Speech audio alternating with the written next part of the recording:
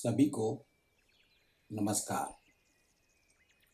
आज मैं आपसे ध्यान सरल भी सहज भी इस अवधारणा के दूसरा कदम विचार शुद्धि के बारे में बात करूंगा। विचार आपका व्यक्तित्व का थोड़ा भीतर का शरीर है, या कहो आपका मनस शरीर की परिधि या भूमिका है। इसलिए विचार शुद्धि को हम दूसरा कदम समझ के आगे की बात करते हैं। बुद्ध ने कहा है, हम अपने विचारों से आकार लेते हैं। जैसा हम सोचते हैं वैसे ही हो जाते हैं। जब मन शुद्ध होता है तो आनंद उस छाया की तरह चलता है जो कभी नहीं छूटती। विचार की अशुद्धि क्या है? आप अपनी बाबत विचार करें। आप किस चीज पर निरंतर चिंतन करते हैं? हम में से अधिक लोग या तो धन के संबंध में, या तो यश के संबंध में, या तो काम के संबंध में विचार करते हैं। कहते हैं ना, वित्तेषणा, लोकेषणा और कामेषणा। स्वयं के खोजी के लिए, ध्यान के पिपासु के लिए, सत्य और समाधि के राही के लिए काम, यश और धन ये अशुभ विचार के केंद्र है। शुभ विचार से मतलब है जिसे हम अपने देश में पूर्वीय परंपरा में सत्यम, शिवम और सुंदरम कहते हैं। और ये तीन ही सत्य, शिव और सुंदर शुभ विचार के केंद्र हैं। विचार शुद्धि के लिए सबसे पहले तो हमें ये पता हो कि हमारे चिंतन की दिशा, चिंतन के केंद्र क्या है। अगर हमारे में वे केंद्र सत्य, शिव या सुंदर नहीं है तो उन केंद्र को जगाना होगा। जरूरी नहीं है ये सब केंद्र हमारे भीतर हो सबके पास इक्का दुक्का ही केंद्र हो सकता है हम सबके केंद्र अलग अलग हो, लेकिन अगर सत्य, शिव या सुंदर में से एक भी केंद्र हमारे में जग जाए तो बाकी के दो केंद्र अपने आप जगने शुरू हो जाएंगे। तो इन तीन में से एक केंद्र को चुने और उसे साधे।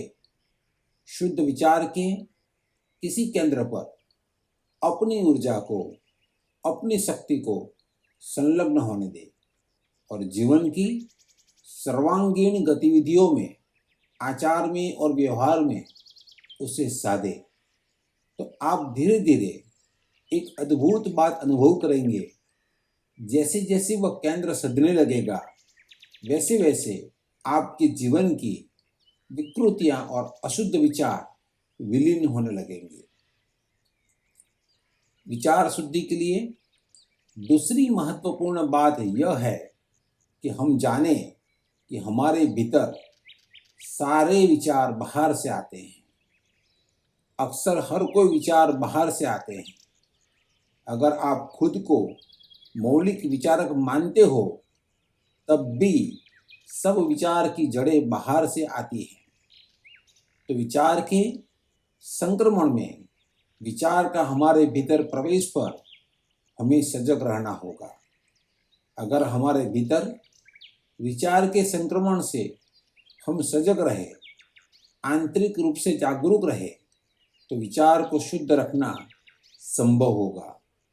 जब भी आप कुछ देखें और पढ़ें या सुने, आप सजग हो जाए कि क्या जो विचार आपके भीतर प्रवेश कर रहे हैं वह शुद्ध है या अशुद्ध है।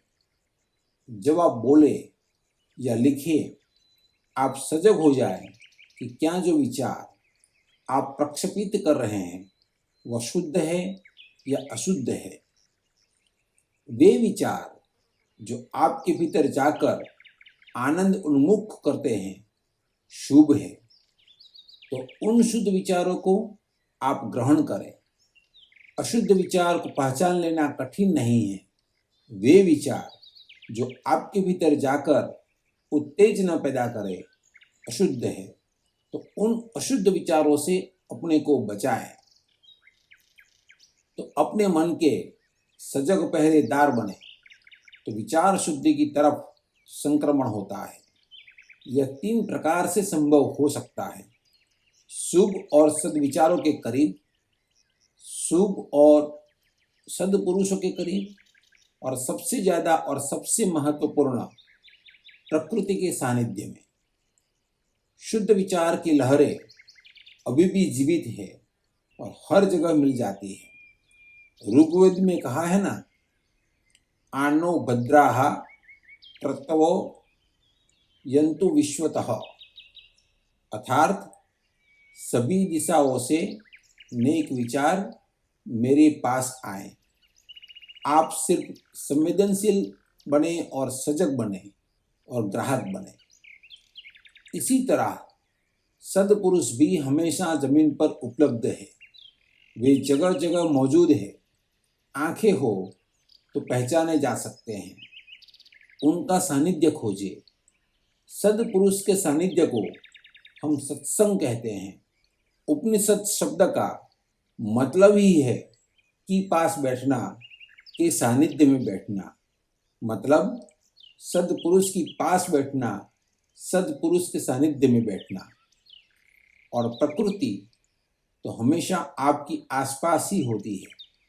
प्रकृति का कोई ना कोई रूप आपको उपलब्ध है, चाहे वह समंदर हो, नदी हो, पहाड़ हो, जंगल हो, हरियाली हो, आकाश हो, प्रकृति हाजिर है। प्रकृति कोई अशुभ विचार नहीं देती है।